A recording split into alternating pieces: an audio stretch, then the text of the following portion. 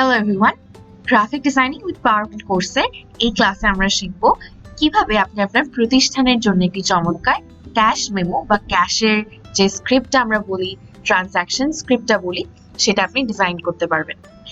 হতে পারে আপনার ব্যবসায়িক প্রতিষ্ঠানটি রেগুলার বেসিসে বেচা কেনা বা কোনো ধরনের লেনদেনের সঙ্গে যুক্ত।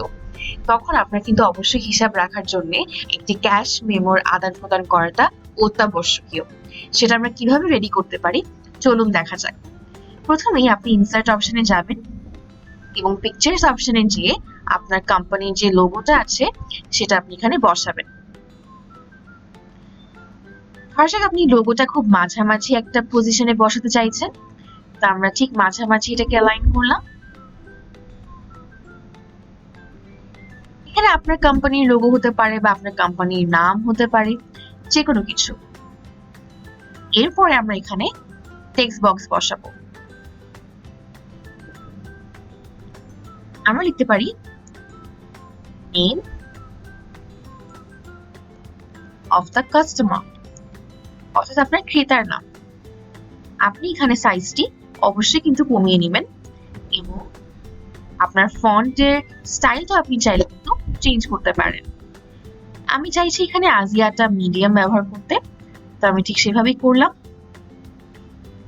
নেম অফ দ্য কাস্টমার লিখলাম এবং তারপরে আমি কিছুটা জায়গা স্পেস দিয়ে অনেকগুলো আন্ডারস্কোর দিলাম, অর্থাৎ যেখানে আপনি মেইনলি আপনার কাস্টমারের নামটা বসাবেন। এরপর আপনি এন্টার দিয়ে নিচের পার্টে লিখবেন ডেট, অর্থাৎ কত তারিখে আপনি আইটেমটা কিনছেন।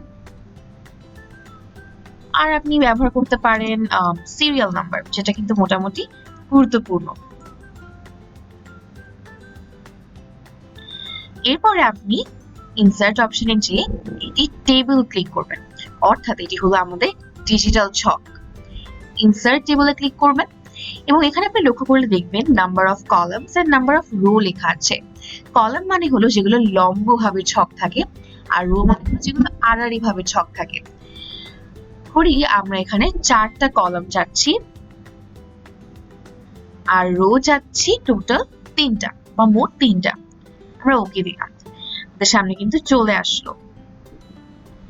এই টেবিলটিকে এবার আমরা সুন্দর করে অ্যাডজাস্ট করব।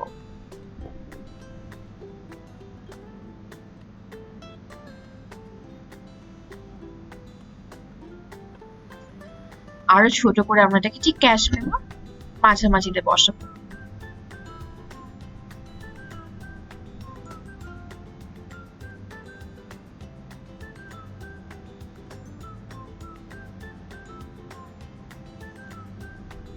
আমরা এটাকে আরেকটু চিকন করতে পারি, আর এই অংশগুলোতে আমি শেডিং এ যে লাল রং ব্যবহার করতে পারি আমার ব্র্যান্ডের রঙের সঙ্গে মিলিয়ে, অথবা আপনি চাইলে গ্রে কালার ইউজ করতে পারেন, যেটা আপনার পছন্দ হবে।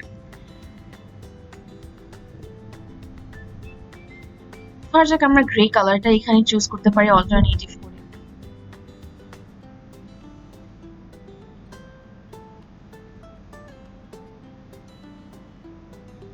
আর এই পুরো অংশটিকে আপনি হালকা একটা ধূসর রং দিতে পারেন।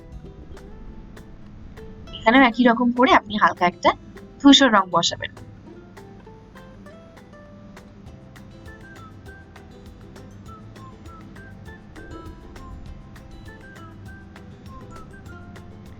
আবার আপনি টেক্সট বক্সে ক্লিক করলেন, এখানে আপনি লিখতে পারেন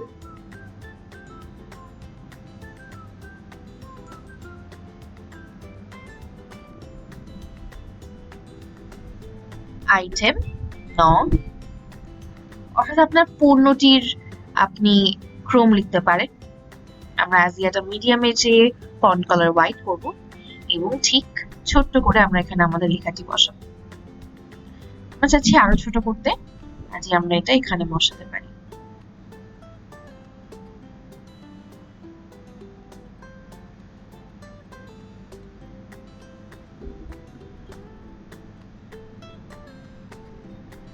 এই টেক্সটটিকে আপনি কপি করে কিন্তু বাকিগুলোতে পেস্ট করতে পারেন। যেমন আমরা এখানে লিখলাম আইটেম নেম,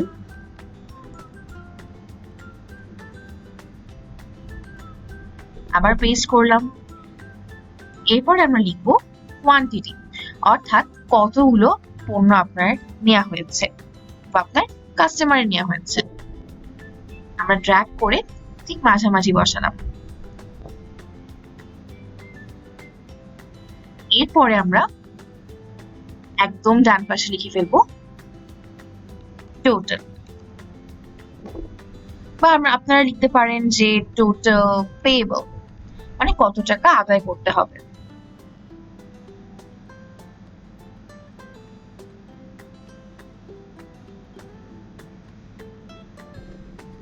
এরপরে যথাক্রমে এখানে আপনার হাতে যেহেতু আপনি লিখবেন বা প্রিন্ট করার পর যখন আপনি হাতে লিখবেন, তখন আপনি এরপরে আপনার তথ্যগুলো এখানে বসিয়ে ফেলতে পারেন এবং শেষে আপনি একটি অংশ রাখতে পারেন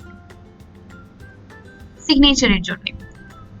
আমরা এই টেক্সটটি কপি করব, পেস্ট করব এবং একেবারে নিচে এসে আমরা শেষের লেখাটি কেটে শুধুমাত্র উপরের লেখাটি রাখবো আর চেঞ্জ করে ফেলবো।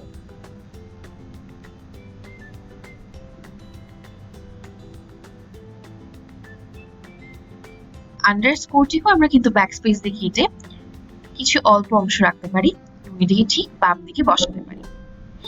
খুব সহজে চটজলদি কিন্তু তৈরি হয়ে গেল আমাদের ক্যাশ মেমো ডিজাইন।